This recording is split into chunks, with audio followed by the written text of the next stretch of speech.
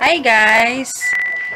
So, gusto ko ipakita sa inyo ngayon yung niluto kong kung paano magluto ng tawag doon, pancake. So, kasi um, la, last na gumawa ako ng pancake. Marami kasi nagtanong kung kasi nag-post ako dun sa Facebook. Tapos, pinost ko na Bear Brand yung ginamit ko doon na milk. So, sabi nila, what? Bear Brand? So, hindi sila makapaniwala na Bear Brand yung ginamit ko. So, maraming tatanong sa recipe. So, naka-decide ako na i-vlog na lang siya sa pala naman. Napakita ko sa inyo kung paano talaga gawin kasi masarap siya. Masarap yung recipe na version ng pancake ko. So, here is the ingredients.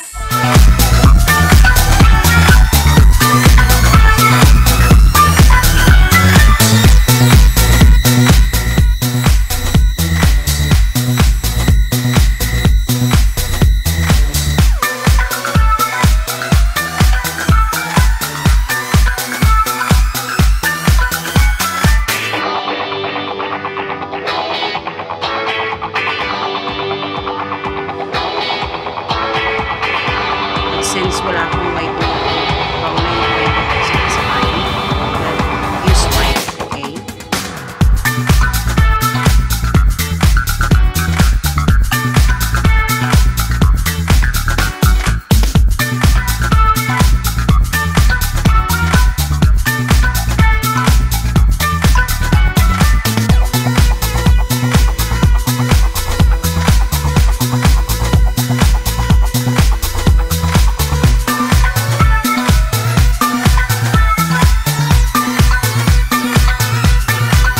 So, eto na yung mixture niya. So, do not overmix. Huwag mo siyang i-mix ng mabuti kasi ang tendency na nangyari niya is hindi na siya magiging fluffy. So, okay lang yung ganyang texture.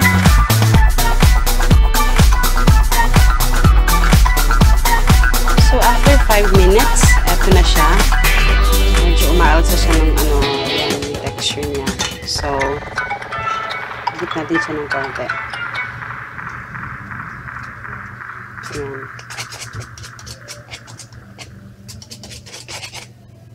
And ready to cook na. So, nagpainit na ako ng pan. Yan. Medyo mainit na siya. Tapos, kung maaari, medium to low flame, okay? So, ilalagay ko na diretso dyan yung kasi masyadong frozen pa kasi siya. So, I have no time na i-melt pa. So, yan. Spread mo lang siya.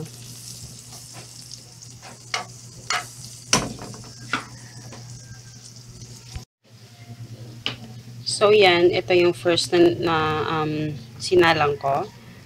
So, medyo matatagalan ako nito kasi isa-isa yung inano ko kasi gusto ko malaki. So, ayoko yung maliliit.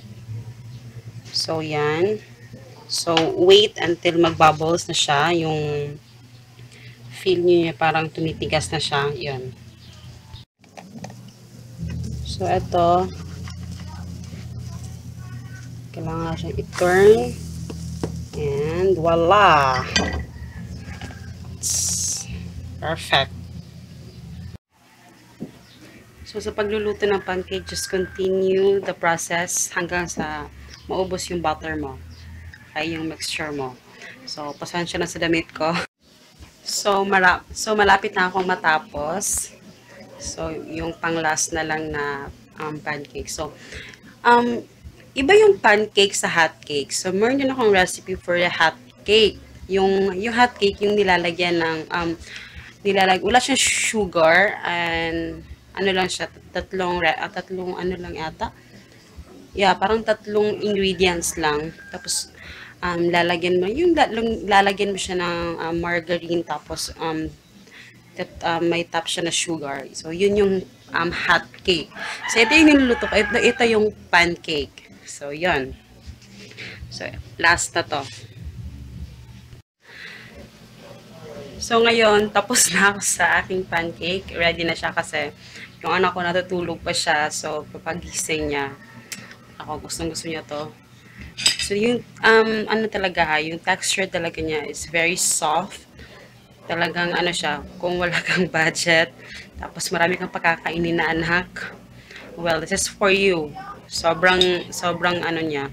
So, gagaya sa ko, kung wala kang butter, oil is fine. Okay? So, yan. So, eto na siya. Eto na lahat. So, meron pa siyang ano-ano dyan. So, ang gagawin ko dito is, ano to guys, medyo malaki kasi yung ginawa ko kasi, kaya medyo konti lang siya. But kung gusto kung gusto niyo medyo flat, yung medyo maliit lang, pwede naman. So, depende na sa inyo yun. So, ito, mainit pa siya. So, ang gagawin ko kasi hindi naman namin mauubos to lahat ngayon. So, ang ginagawa ko is nilalagay ko siya na sa cling wrap or anything na ang paglagyan mo. Tapos, i-freeze mo siya. Tapos, kinabukasan kakainin mo. Tapos, ang lamig-lamig. Ay, nako, ang sarap. Sarap talaga. Sobrang sarap nito pag malamig siya. Pag galing sa freezer. Tapos, kakainin mo. Ang sarap talaga. Please don't forget to subscribe into my channel kasi marami pa akong i-share sa inyo. And also, please give me a thumbs up and see you in my next video. Bye!